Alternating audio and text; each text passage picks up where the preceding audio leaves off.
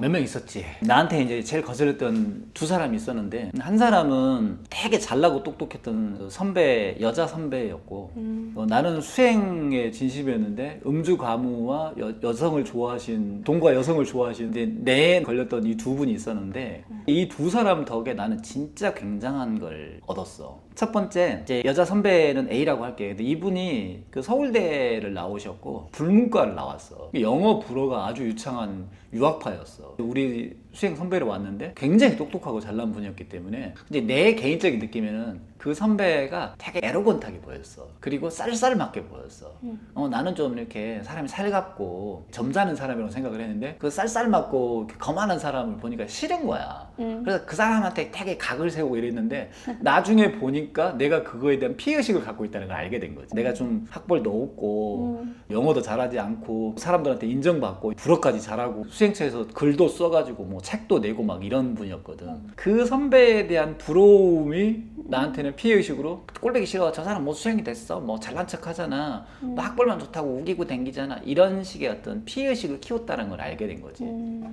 내가 그걸 조금 알아갈 때였는데, 그래서 좀 마음이 불편해가지고 하루는 술 한잔에서 이렇게 좌선을 하고 있었어. 근데 굉장히 놀라운 일이 벌어졌어. 머릿속에서 나는 없다 이 소리가 들리는 거야. 머릿속에서 나는 없다. 그러니까 갑자기 바로 그 소리가 들리자마자 내 어떤 지성이 내가 없으면 내가 아닌 것도 없잖아 라고 이렇게 알게 된 거야. 그 순간 그걸 알게 됐어. 갑자기 내가 없는데 내가 아닌 것도 없잖아. 그러면 내가 없는데 내가 싫어하는 그 선배, 여자 선배가 있을 수 있냐고. 그게 한순간에 이해가 된 거야. 그래서 바로 전화해서 저기 사장님 제가 좀 죄송했습니다 하고 바로 사과했지. 그렇게 해서 한 관계를 하나 좀 풀었던 게 있고, 두 번째는 내가 수행적으로 좀 많이 싫어했던 분이 있었는데, 내가 이제 모시던 분이었는데, 이분은 일단 음주 가무를 좋아하고 주색 잡기를 되게 좋아하셨어. 노래도 좋아하고 주식이나 채권에도 관심이 많았기 때문에 내가 싫어하는 온갖 수행자가 안 해야 될 모든 것들을 종합 세트로 갖고 있는 분이었거든. 근데 또 불행하게도 내가 그분 이렇게 비서 겸 통역으로 1년 동안 모시고 있었거든. 그러니까 이제 매일 아침에 만나면 뭐 차로 모시러 가서 태우고 어디 프로젝트 하고 뭐 알아본다고, 이 양반하고 하루 종일 진짜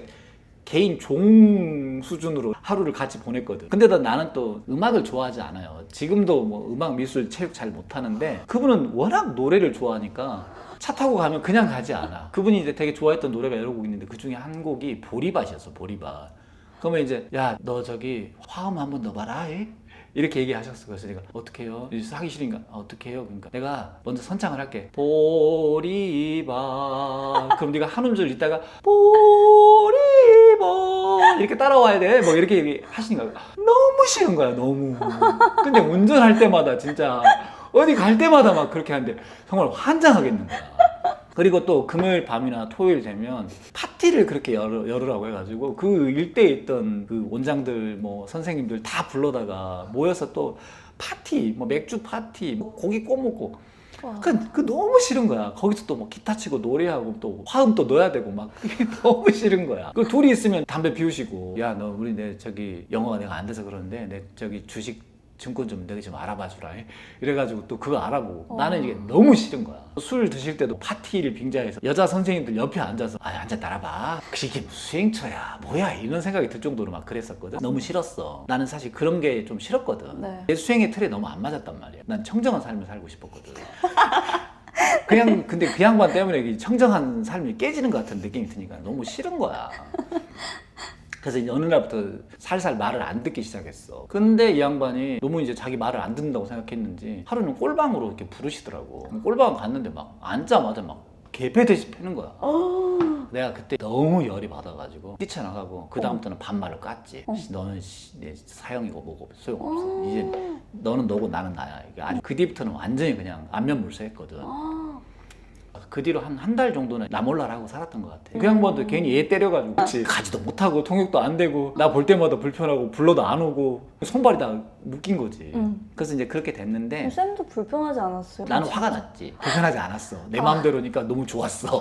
그렇구나. 종로로 나눠도 되고 수행자 가지도 않은 사람 꼴도 안 봐도 되니까. 근데 나는 그 당시에도 내가 뭐 사람 뭐 싫어할 수 있지 그렇게까지 사무치게 누구를 미워한다고 생각을 해본 적이 없었거든. 하루는 이제 잠을 자고 있었어. 내가 이렇게 누워 있었어. 근데 잠결에 내가 이렇게 몸이 떠올라서 내가 자고 있는 모습이 이렇게 보이더라. 근데 이렇게 가슴께 이렇게 뭐가 반짝이는 게 보여. 이렇게 떠서 보는데 그렇게 보니까 내가 이제 이렇게 하늘에서 내려가듯이 클로즈업 하듯이 이렇게 가니까 여기에 반짝이는 게 뭐였냐면 계란 크기만 한데 거기에 작은 유리를 아주 잘게 깨면 삐쭉삐쭉 창 모양으로 돼 있잖아. 그 작은 것들이 계란 크기만큼으로 뭉쳐서 거기서 빛을 내고 있는 거야. 근데 그 순간 그분의 얼굴이 여기 탁 오버랩이 되는 거야. 그때 나는 바로 알았어. 내가 이 사람을 그 창으로 수도 없이 많은 창으로 계속 날린 게 이 계란 크기만큼 쌓일 정도까지 많은 창을 날렸고 그 정도로 칼로 이렇게 작은 칼로 찢어서 발기고 싶을 정도로 미워했다라는 걸 그때서 알아낸 거야. 네.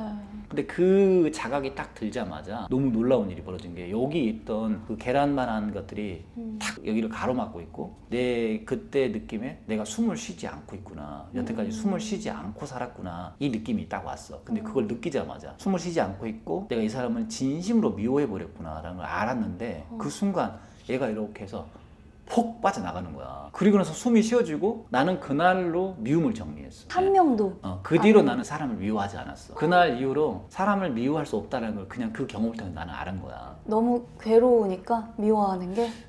그러니까 이 내 안에 있는 그 미움이란 게 나는 뭔지 몰랐는데 작은 유리 조각 칼로 계란 크기만큼 뭉쳐질 만큼 누군가를 싫어하고 미워하고 난도질했다라는 거가 어느 순간 나에게 와 닿았고 그래서 그 다음날 허깅을 했지.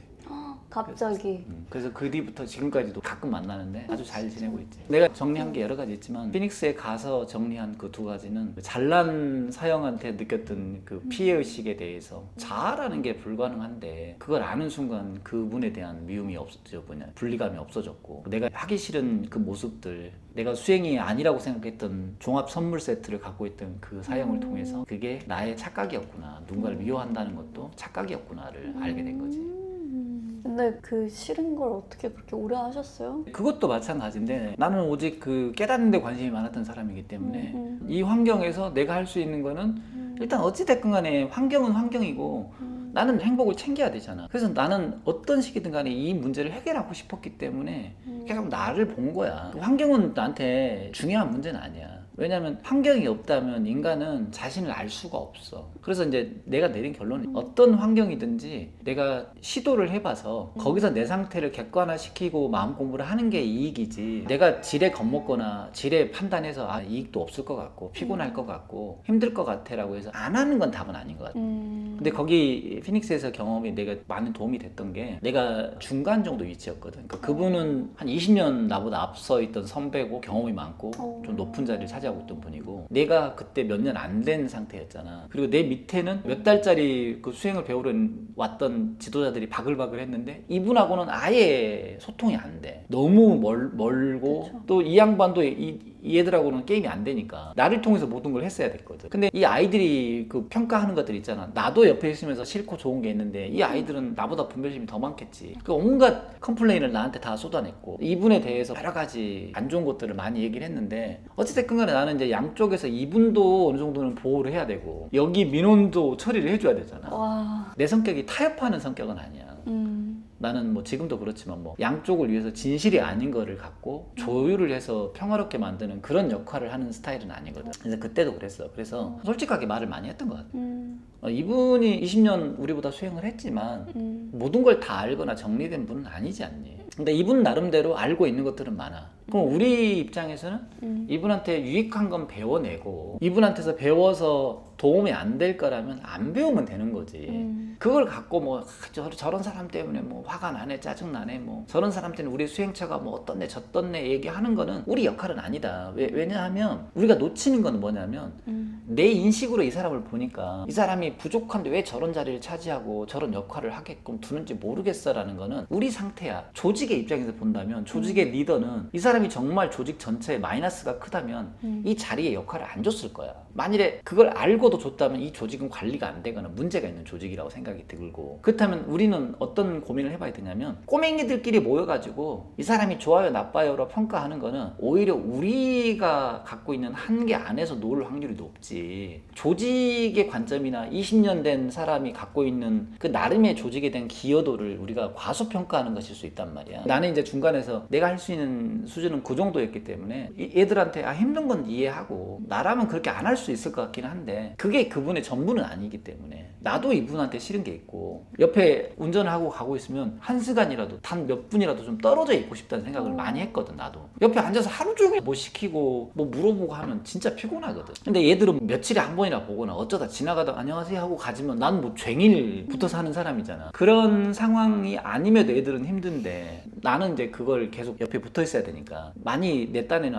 진짜 피하고 싶었지. 하지만 피할 수 없으니까 내 나름대로 이거를 어떻게 수행으로 좀 녹여낼까 이 고민을 많이 했지.